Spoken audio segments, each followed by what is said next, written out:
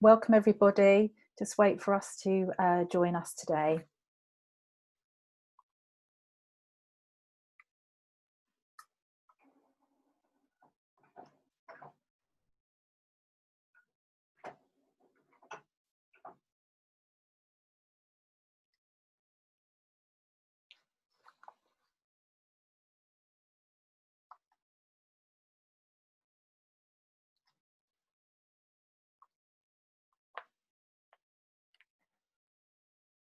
Okay, Doug, we'll get started. Welcome everyone to today's webinar hosted by ECIS. ECIS is the Educational Collaborative of International Schools, established for 55 years as a not-for-profit organisation. We have over 500 members in 78 countries. My name is Georgie McIntyre and I am the Chief Learning Officer at ECIS, and it is my pleasure to introduce today's webinar. We will be sharing a recording of today's webinar, and there will be an opportunity at the end to ask questions via the chat box. Confident leadership in the time of crisis is crucial for the survival of organisations facing difficult and uncertain times. Although some factors in response and recovery to crisis are out of a leader's control, there are ways to manage uncertainty using 5 basic elements known to support immediate and long-term resilience. How leaders communicate, conduct themselves and manage their mental wellness during times of risk and crisis can have a significant impact on how their school community reacts, responds, which in turn impacts the overall long-term health and wellness of the school community. It is critical to that leadership understand that communication in and out of itself is an effective mental wellness intervention. Please let me introduce our speaker today. Dr. Walker has worked with the international school community for 14 of his last 23 years of practice as a clinical psychologist. He received his doctorate from the University of North Texas, focusing on the study of the impact of stress upon the human immune system. In response to Hurricane Katrina, Dr. Walker created Project Fleur de Lis, New Orleans' largest school-based mental health program devoted to students struggling emotionally and academically in the years following the storm and destruction. Dr. Walker has served as a technical advisor to the US State Department's Office of Overseas, and over the past decade, he has held a close relationship with the Association of International Schools in Africa, functioning as a technical advisor and trainer for the implementation of trauma-informed treatment, crisis response and programming. He functions as an affiliated consultant for the Council of International Schools, is a member of the International Task Force on Child Protection, and contributes to the efforts of the Centre for Missing and Exploited Children, ICMEC, as a member of their rapid response team. Please join me in welcoming and handing over to Dr. Douglas Walker. Thank you. Good morning, Georgie. Thank you, everyone, for joining this morning. I come to you just outside New Orleans, Louisiana, here in the U.S., and actually some interesting times. Over the past 24 hours, we've been experiencing Tropical Storm Cristobal, and so it was a little touch and go for a while, with power outages and internet outages, but I'm happy to say that the storm has passed. We are dealing with a little rain, some storm surge, but we press on. So this morning I'm going to visit with you all about leading in a time of crisis, and be able to cover for and with you topics related to trauma, and more specifically trauma that's induced by man-made or natural events. Know that where we are today is not easy. I work for a large health system here in the United States with about 45,000 employees based in the Midwest. We're down here in New Orleans just as an outreach. We provide mental health services in outpatient clinics. But in talking with my fellow coworkers, it became obvious early in April for us here with COVID-19 that, in her words, this nurse manager, the normal is not easy now. And we can say that, I think, pretty much across the board, across the world when it comes to COVID-19. I also want to recognize early in this discussion the current unrest, conversations around racial difference, and the conversation and the long overdue hard conversations that we have to move into in the time to come. And so we live in a very chaotic world with a lot of uncertainty, a lot of unease. And so my hope today is that with the help of this presentation, that you'll be able to gain a little bit of a compass in the time that's ahead of you if you are looking ahead toward reopening your schools or are already in the midst of that and are experiencing some uncharted waters, certainly. I began my career actually in hospitals working with children who had been traumatized by accidents or by chronic or serious illness. I went on to become more astute in trauma, especially on the mass scale after Hurricane Katrina coming on 15 years ago. So on a day similar to today, 15 years ago, Hurricane Katrina came through our area and destroyed our community. I took the opportunity to look at best practices and apply them to what we call Project Fleur de Lis. It's still in existence today. We have about 65 schools. But what I've learned since then is that man-made and natural disasters all have their own signature. And so whether you're in a tropical storm like I am today, which would have rain, wind, storm surge, that's certainly far different than droughts, standard flooding, wildfires, volcanoes, even tornadoes. So they all have their own signature. And even behind that, in my experience, every community that they impact has its own history. The school community, the community surrounding it, and individuals also have their own histories, many of which include traumatic events. So in looking at the unique signature of pandemics, the challenge primarily lies in that it's a worldwide experience. And because of that, there are no outside resources per se to come in and say, save the day, that we're all threatened, we're all taxed by this. And there's no, as I say, cavalry coming to save the day. And so in some ways, we're all together on this, but we're also on our own. There's no extra resource to tap into. And because the coronavirus can't be seen, it creates much more uncertainty and fear than other types of disasters that you can literally see, touch, and feel. This is a slide that I use in my keynote addresses for child protection. As Georgie pointed out, I am a CIS affiliated consultant and have traveled across the globe sharing information about trauma as it pertains to child protection, abuse, and neglect. This is a slide I like to put up that was originally generated from a school in Asia.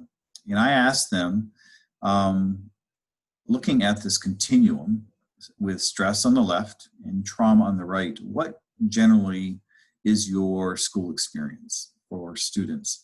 Where would these things fall on this continuum? So we can appreciate here things on the right side, like standardized tests, maybe bullying. In the center, maybe just general anxiety, parental pressure. There is the thought around parental neglect, grief, gender identity, language learning. They're all here.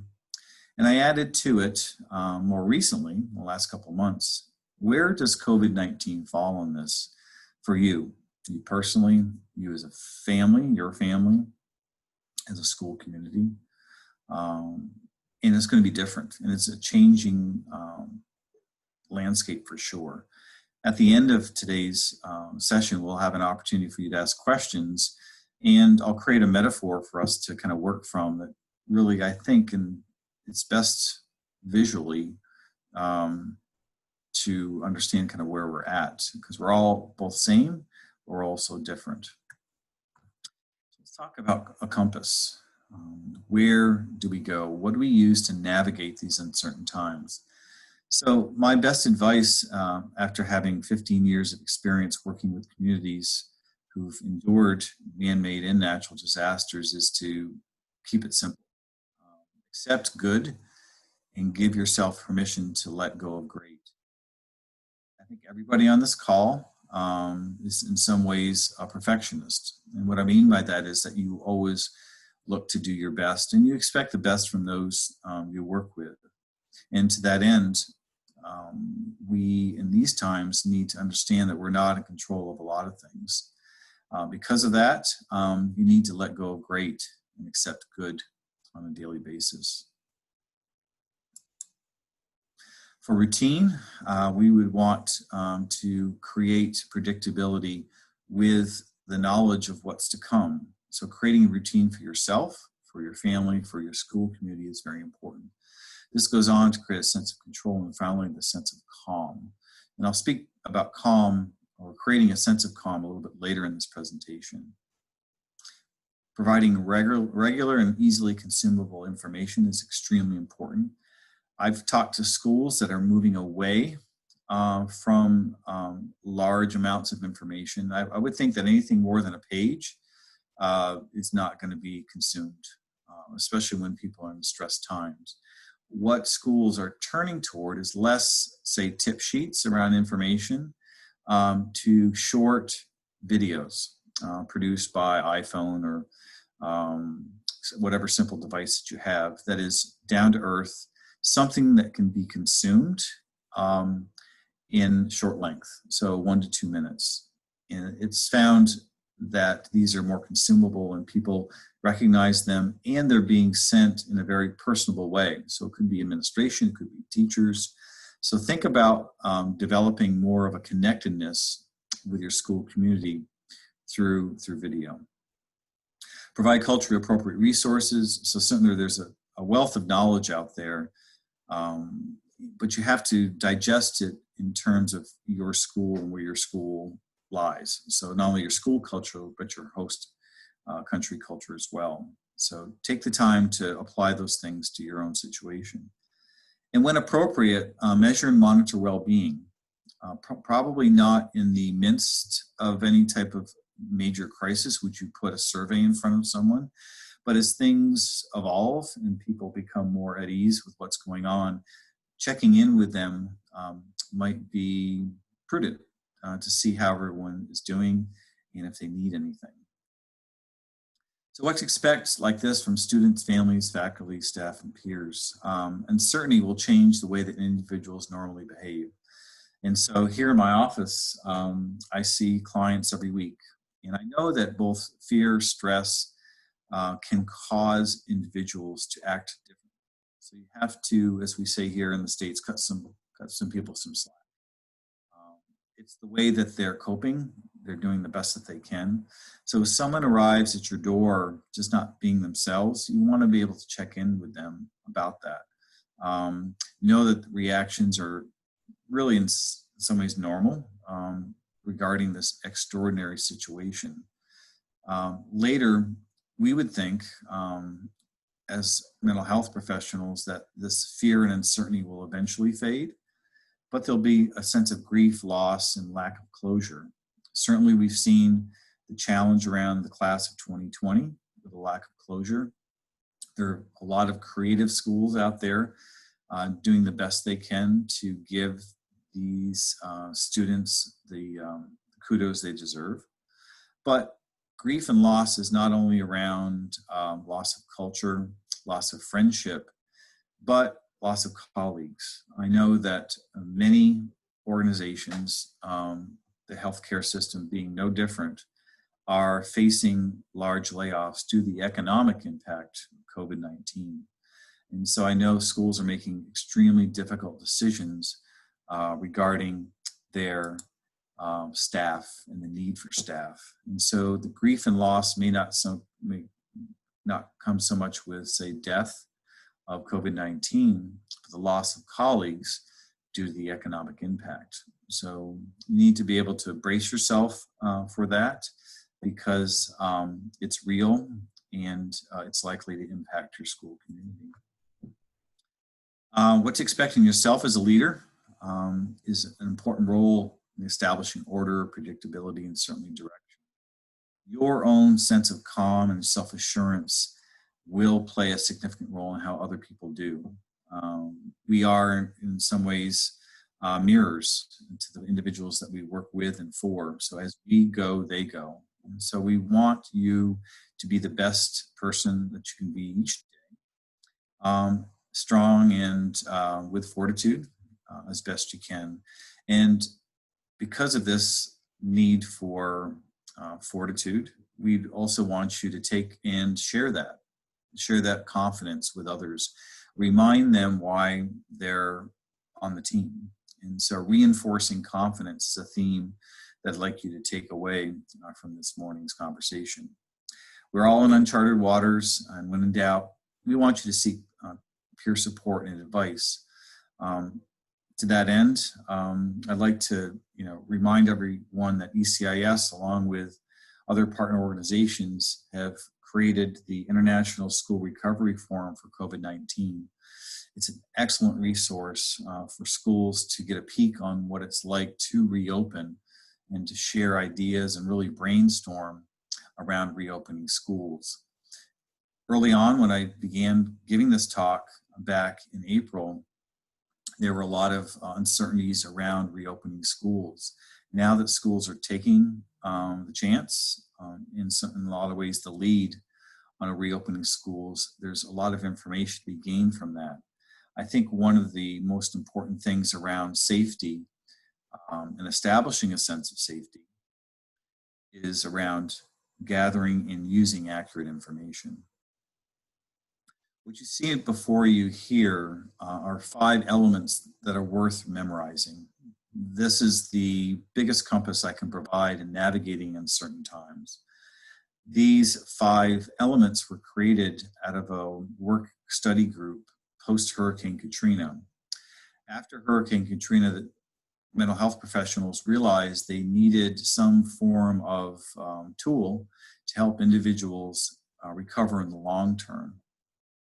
And so that working group created various interventions based on these 5 core elements. And I'm going to talk about the elements today.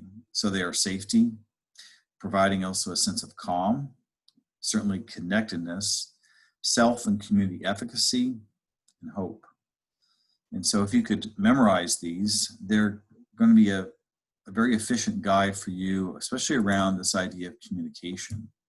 So bonding or linking these 2 together, both safety and providing a sense of calm, are extremely important in leadership communication. Everything that you say, that you write, that you express in any way needs to always have the tone, or certainly the information in it, to provide both safety and calm for your school communities.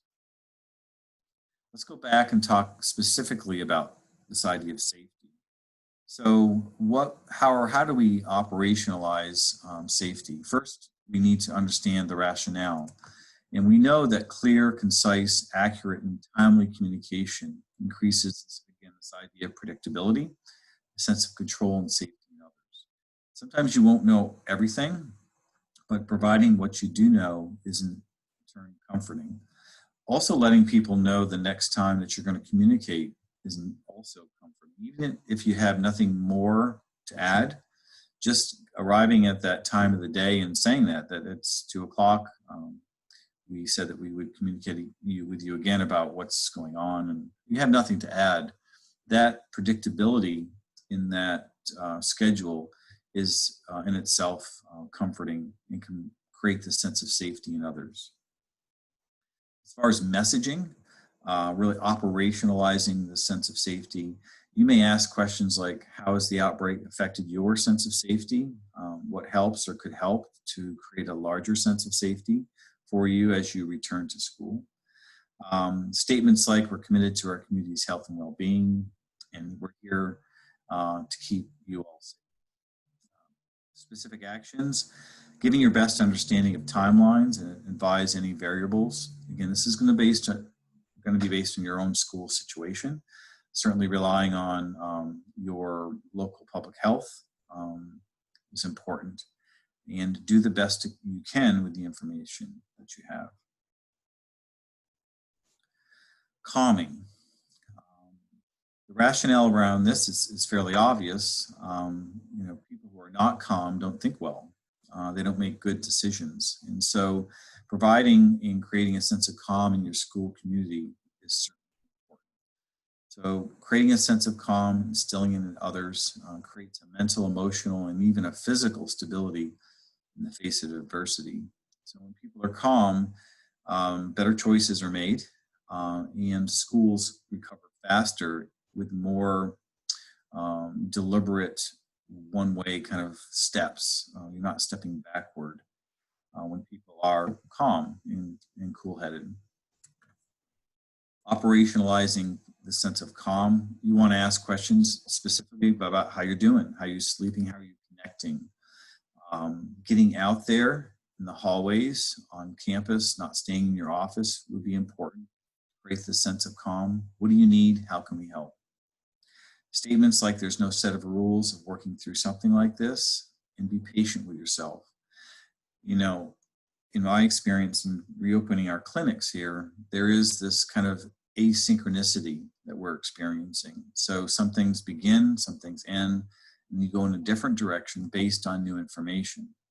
I can tell you that it's extremely frustrating, not only for staff, but for, in this case, our clients, our patients. And so you have to always be patient with yourself and others to know that what we know today may be different than tomorrow. And based on new information, we may change our course, our planning. As far as actions, you want to be able to allow your community members the time and space to share their experience, likely in small groups, maybe gathered together in groups that are the same. So high school teachers, counselors, head of school. I want to also acknowledge the higher you go in leadership, there's less people to lean on. I appreciate the fact that there is a pyramid. And so rely on other heads of school, if you are head of school, or other people in your position, maybe in another school, if you feel the need to find someone that might know a little bit more about your sandbox, the sandbox that you play in and work in. So these special interest groups are important, and to share ideas, to share frustration, and to even problem solve is important. Connectedness. This is one that we are or have been denied up until recently. Here in Louisiana, we've moved into phase 1 and phase 2. Phase 2 for us is 50% occupancy for restaurants. Most things are open. But normally, if I was to help your school community or a larger community respond and recover from a man-made or natural disaster, I would double down, really invest in this idea of connectedness. Some of the best forums that we've had in managing and reinforcing mental wellness comes in the way of large dinners, using schools as platforms for free spaghetti dinner nights. And with that dinner, provide information on what's happening post-disaster, whatever that may be, and providing information in a very consumable manner where people can then, after dinner, maybe sit down to dessert and discuss, and then leave and then come back for another.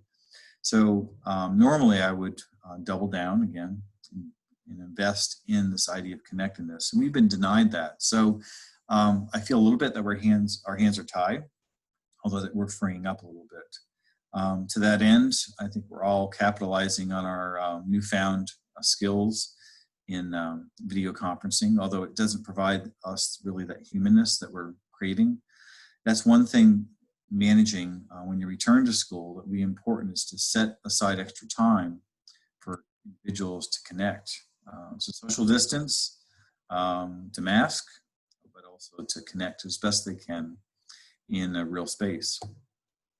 I believe that in education, bearing witness to each other's devotion to education is, in and of itself, provides us connectedness. like we're in this together, not only in your own school community, but worldwide. Think about how all of you are connected. If you've been in international education long enough, your network is large. It spans the entire globe, I mean, all the time zones probably. And so to satisfy our need for that connection is important. And so getting back to school, staying connected is in and of itself a true way to remain healthy. So messaging, what is the impact on how you talk with each other, your work morale, connecting with family or friends? What's going on there in your own connection? Are you denied the ability to connect? Have you been quarantined over the summer and not maybe able to return home on a holiday? And expressing that condition, situation for yourselves or acknowledging in others is important. Knowing if anyone needs some practical support around connecting with others is important. Statements like, we'll make it through this together. If you need to talk, you're available to listen. And this gets back to getting out of your offices, roaming the halls, and connecting face-to-face as best you can with people is important. Encouraging coworkers to stay connected through video conferencing in small groups, and facilitating community engagement and gratitude is important. The next two, self and community efficacy, and finally hope, which I'll discuss in just a little while, are a little less tangible. The first two, safety, calm, connectedness, is really things that we can communicate, we can touch, we can feel, where these tend to be a little bit more abstract. So let's talk about self and community efficacy and why it's important.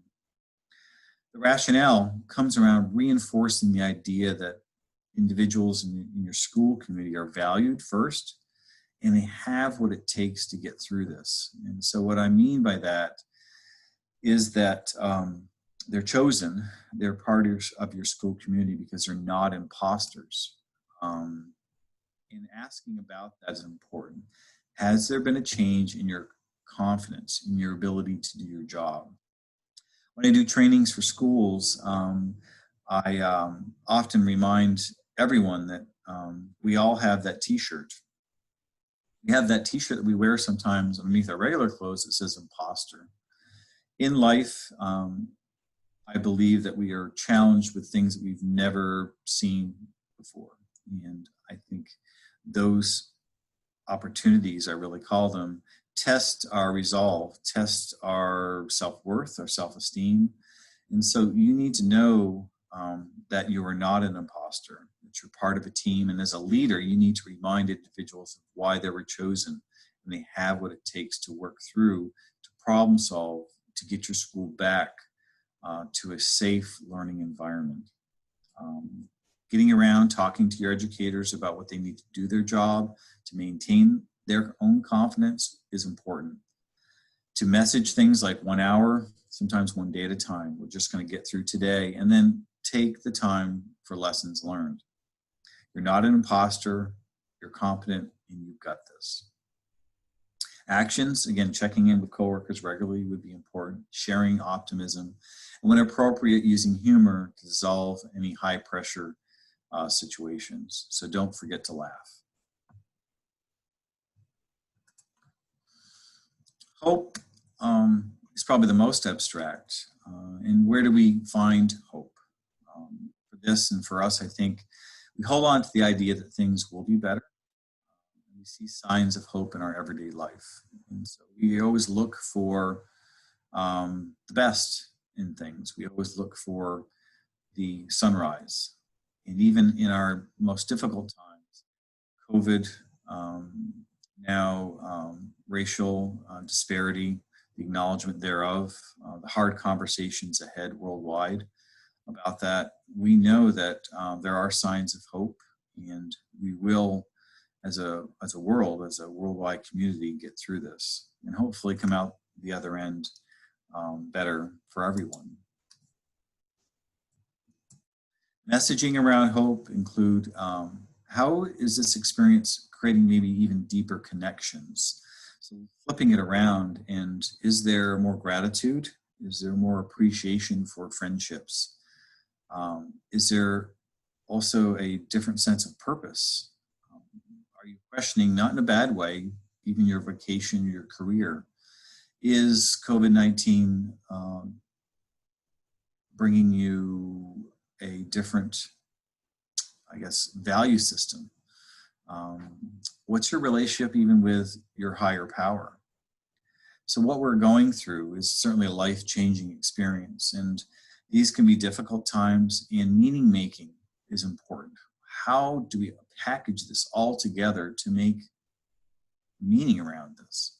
And so it's going to be different for everyone. It may actually challenge your core base, whether that's a spiritual or a religious one. So know that we can shake or be shaken at our core with events like this.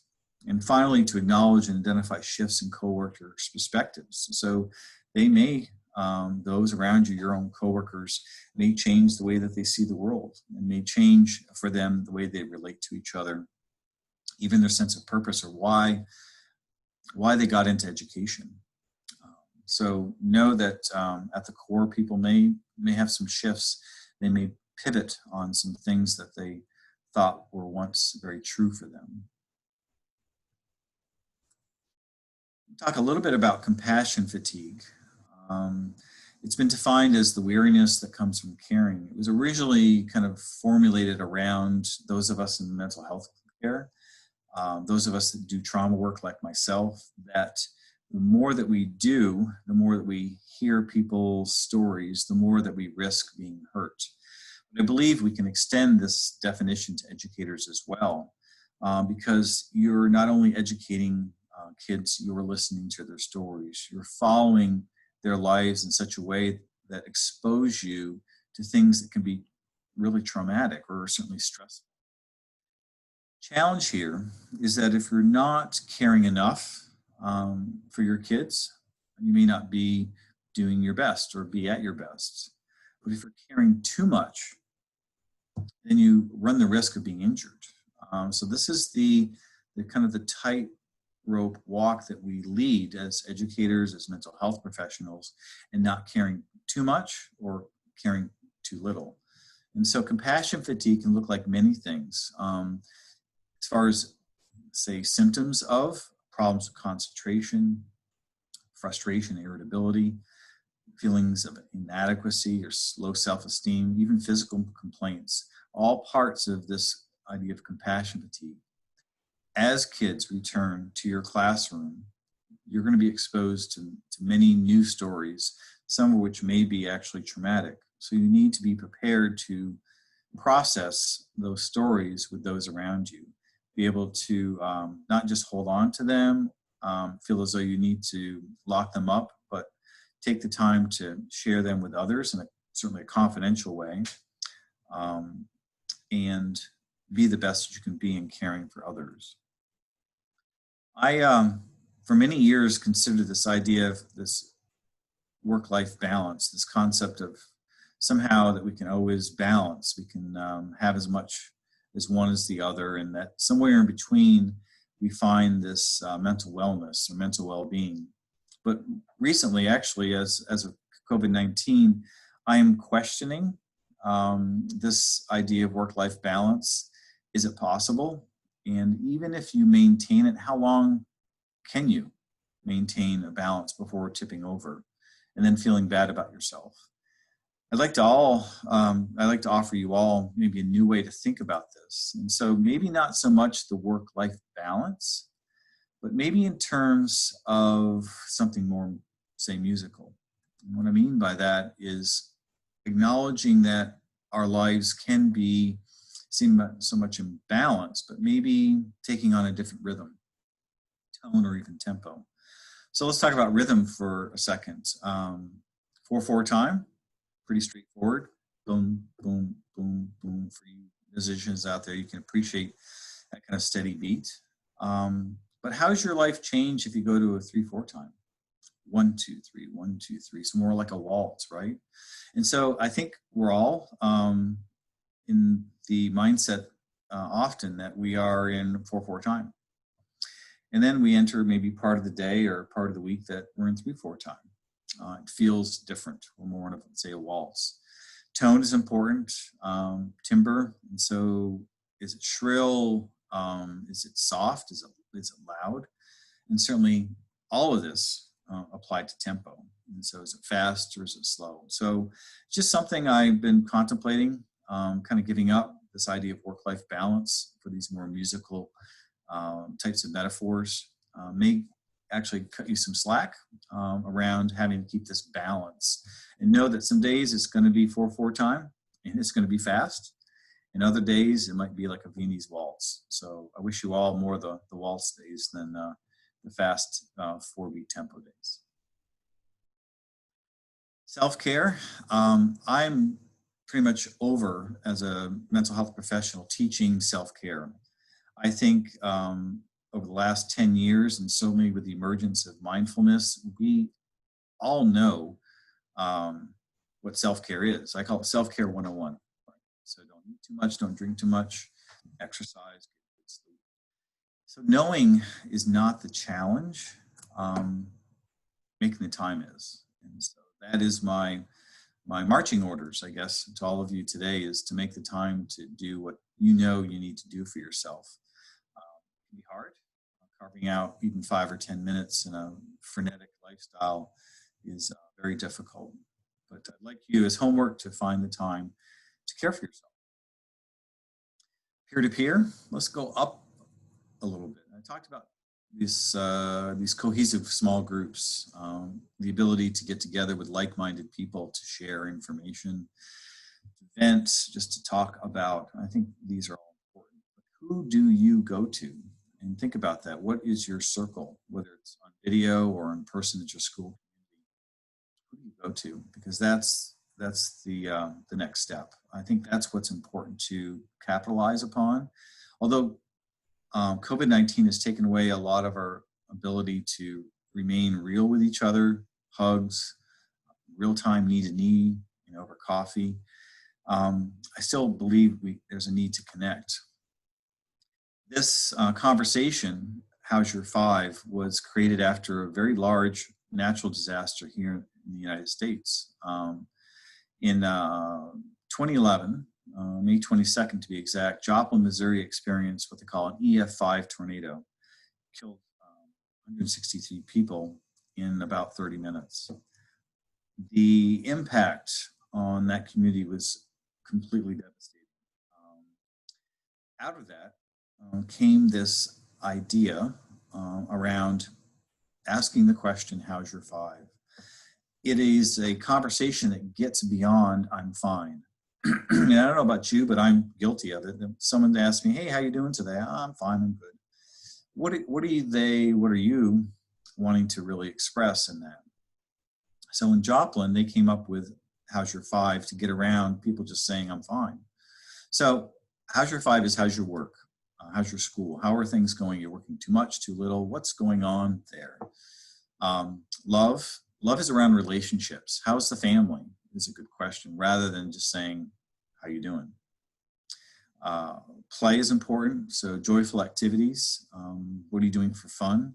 How are you sleeping is oftentimes one of the best kind of icebreakers in getting around this idea of I'm fine. And then this idea of consumption, eating right, not drinking as a poor way, drinking too much as a poor coping mechanism. So this is just an example of how people have been creative in this idea of peer-on-peer support. So how's your fives out there as a conversation? Some schools have adopted it. It has a Twitter presence, and if you'd like more information about it, I can provide that to you.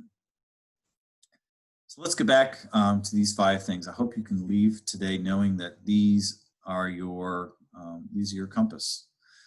Collectively, this idea of creating safety in others, a sense of safety and calming, especially in your communication, is important. Promote connectedness as your schools combine, get back together in whichever way you choose is most safe. Providing connectedness would be extremely important. Self and community efficacy, relying really on, in some ways, school legacy. Like, we've got this. We've been around these many years. We've gone through these times before. We've gone through similar challenges, maybe not as large or widespread, but our school has gone through difficult times, and we can do this. And finally, always looking for the bright side, not in an unrealistic way. I don't think the world is all made up of unicorns or rainbows, but I think we have to certainly establish the need to look for hope and the good in all of this. So, grit, getting back to schools, getting through this COVID-19, we're all looking for this grit, fortitude, resilience. And so grit is hard to find. If you want this grit, you need first the key. But you need to go to East London to Olympic Park to find this kind of grit. But if you're looking for other types of grit, those that you can use more readily, I would highly recommend doing the best with what you have. And so dealing with uncertainty as leaders is extremely challenging, and it puts us in an odd place because we don't have all our resources, all our tools. And so well-being for you as a leader is both a learning experience and a leadership challenge. To learn from it, to what we say, plan, do, study, act, right? Plan the best you can, do what you need to do, study the outcome, and then act upon lessons learned in constant kind of circles. It requires us to make sense of and respond to every changing context about ourselves, individuals. So every day is different. It can change in an hour about new information coming in. And so this is extremely unsettling as a leader. And so well-being in a chaotic context does challenge these things. And finding grit and being flexible is important. So to stay present, centered, and grounded in fluid conditions is important. So always finding your center, and your center may only be your center for 30 minutes. Reassess, experiment, and remain creative will help you retain your grit. Again, reassess, experiment, creative, and communicate what's going on. Give people the rationale of why you've chosen a certain path. It puts people at ease and reaffirms your commitment to your school. And so, Georgie, before we kind of go in to summary and to kind of take on questions in the last 15 minutes, why don't you put up that poll? We have a poll out there that taps into the 5 elements, and we want to hear from you all about taking what you've learned today and applying it to your school. So if you want to put that out there. I'll just launch that now for you, Doug. Okay, great. If we can invite all the attendees to vote on your feelings here. If you would be providing advice to school leaders planning to reopen regarding mental health and well-being of students and staff, what would it be?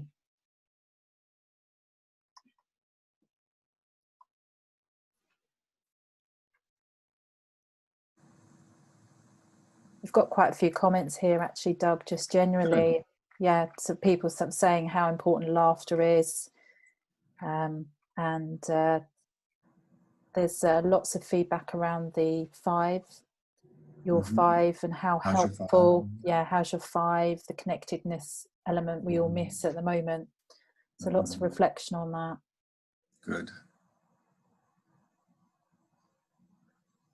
Just getting our last votes now. Yeah, it looks like we're halfway there. Thanks for voting. Read all of them and think about how you would take these and apply them to your school situation.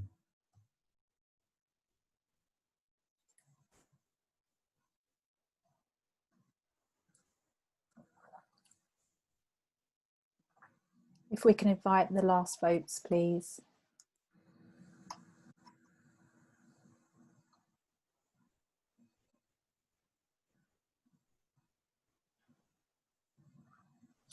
Great, and it looks like people are acknowledging the fact that timely, easy to digest information is important.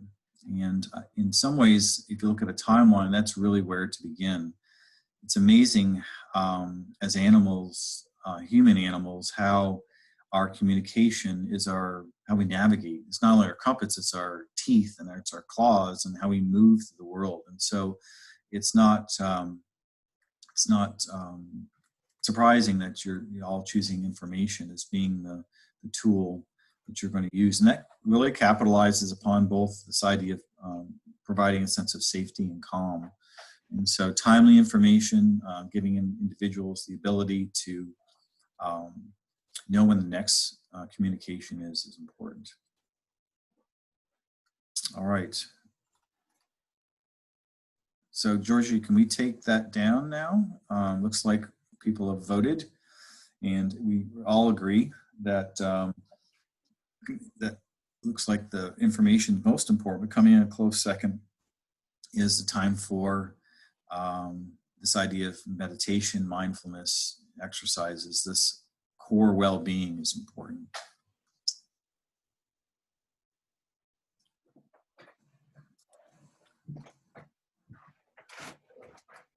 All right, so I'm going to reduce that. So I want to finish before taking on any questions that you may have.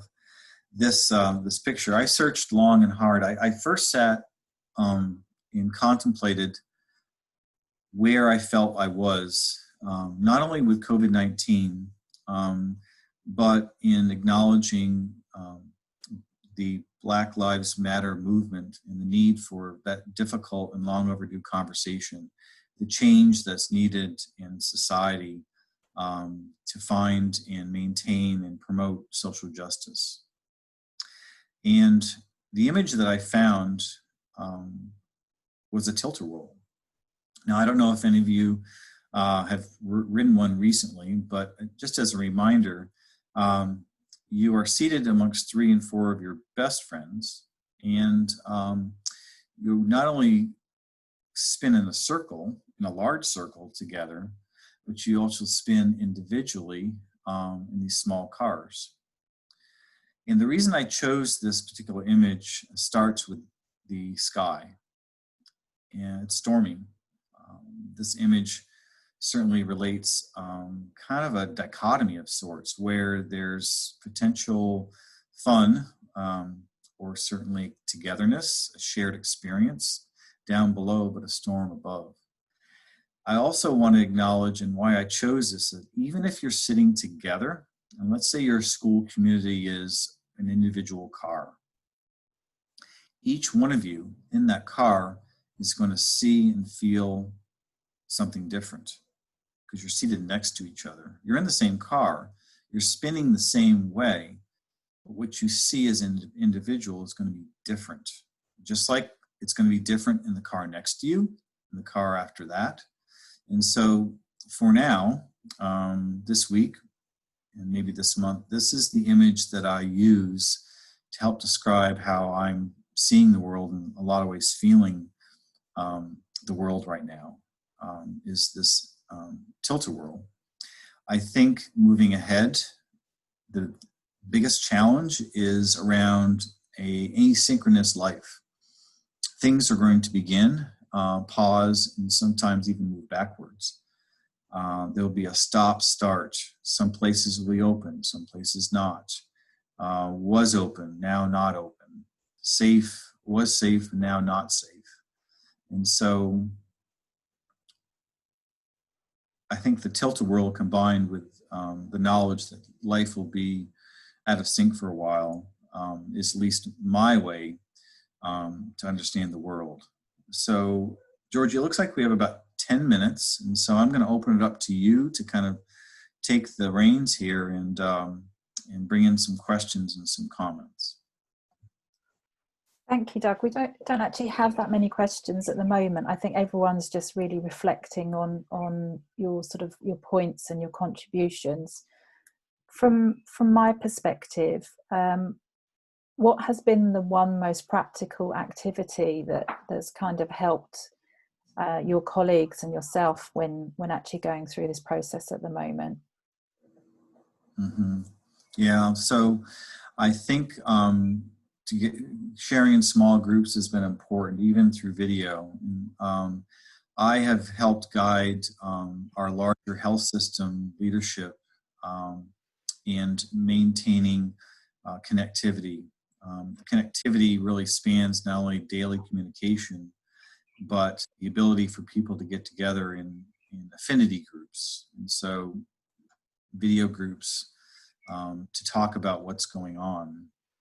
In the healthcare industry, certainly in traditional healthcare, there was a real front line, and supporting those frontline workers, like the nurse I referenced in the first slide, is important. Mm-hmm. I think for individuals acknowledging their piece of it, for us in healthcare, there's and still exists a large guilt in not being on site. A lot of us are not allowed. I am, but many healthcare individuals are not allowed on hospital campuses because it's just not safe for them.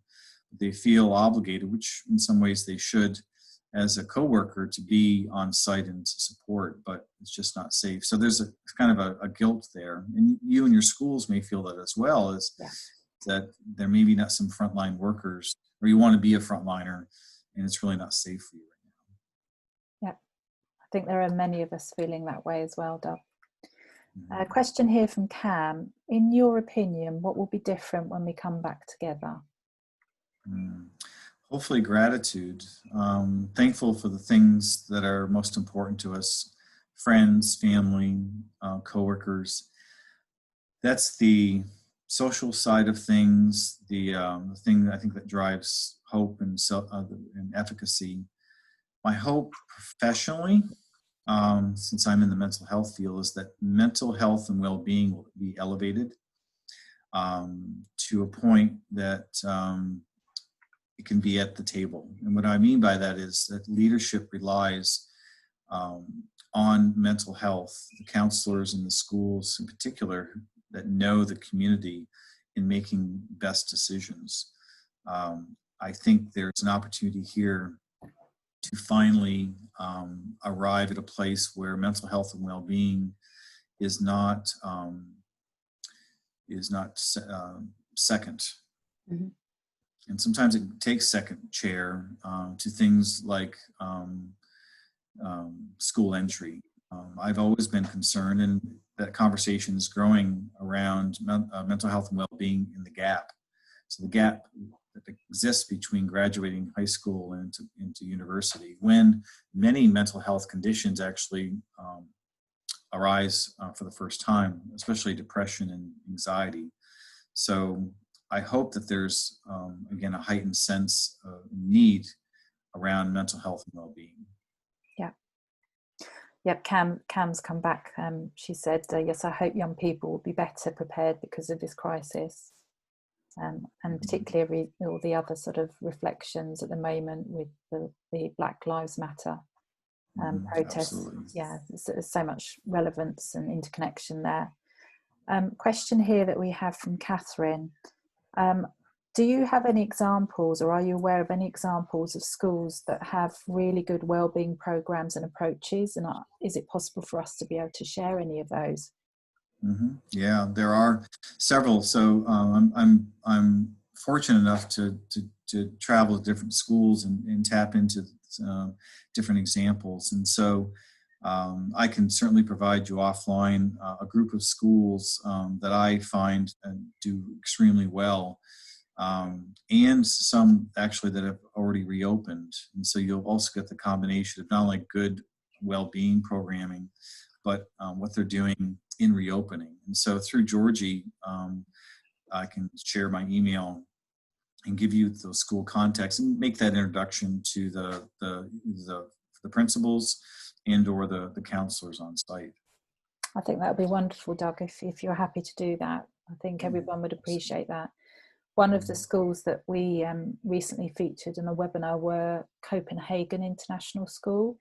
And they'd actually gone through the process of reopening their primary school, and the activities and the thoughts behind sort of managing, connecting the small young children with each other, with their friends, without actually sort of having ensuring social distancing was actually phenomenal. Types of activities, AirTag, lots of different examples of ways that they were interconnecting the students whilst respecting all of the, social distancing requirements was phenomenal. So I highly recommend that school as well, to sort Awesome. of feature. They've got lots of articles on their website as well. I'd just end with one final question. It is a really difficult time at the moment, and everyone's going through a real sense of uncertainty and vulnerability in some ways. However, what would you say the most positive thing, the most positive outcome as a result of the pandemic that we've recently experienced? Mm-hmm. I think connectedness. I think we will value things more. We will maybe move away from a press the button immediate gratification type of existence, where we'll be more patient with ourselves and with others, and the pace of our lives will slow, and we'll be able to look around and appreciate what we have around us, with us. And so I think that's the hope that I look for. Mm-hmm. In regards to education, I think the ability to be flexible in how we educate kids will be important, and I think will be a positive change, that education will in a lot of ways now not be a luxury for many if they have the connectivity to receive that. So that's my hope, is that when we all get together, and I'm just trying to imagine my first international trip, where will and who will I meet up with? It's exciting to think about, but yeah, I know that gratitude will be probably the biggest thing for me. Thank you so much, Doug. It's great to have your reflections, and certainly there's key elements here that I think really resonate with everybody that's joined us today. We will be sharing a recording of the webinar for those that weren't able to attend, and for the people that have joined us today as well. It's been extremely insightful, and I know that you're really, really busy and in demand at the moment, so we really appreciate you taking the time to join us, particularly in the current tropical storms of Louisiana. Yeah. I just want to share that we're continuing here. We are a community, we're a not-for-profit organisation, and actually we will continue throughout the summer and into the autumn to offer free webinars to the community, and they're open, or you don't have to be a member of ECIS. We're just sort of looking to try and support as best we can and share success stories and ideas and thoughts. There is actually a webinar which will follow on from this, around sort of mindfulness and focusing on disruption and helping us shift the focus of our schools towards greater wellbeing. That's happening on the 16th of June, and that's delivered by Kevin Hawkins and Amy Burke, who are from an organisation called Mindwell, which may feel relevant following on from today. Thank you again, Doug, for giving up your time and sharing your expertise today. I still know it's quite early there this morning, so I hope you grab a coffee now. And good luck to everybody that's joined us today. Thank you. We hugely appreciate this. Thank you. Thank Bye-bye. you. Bye-bye.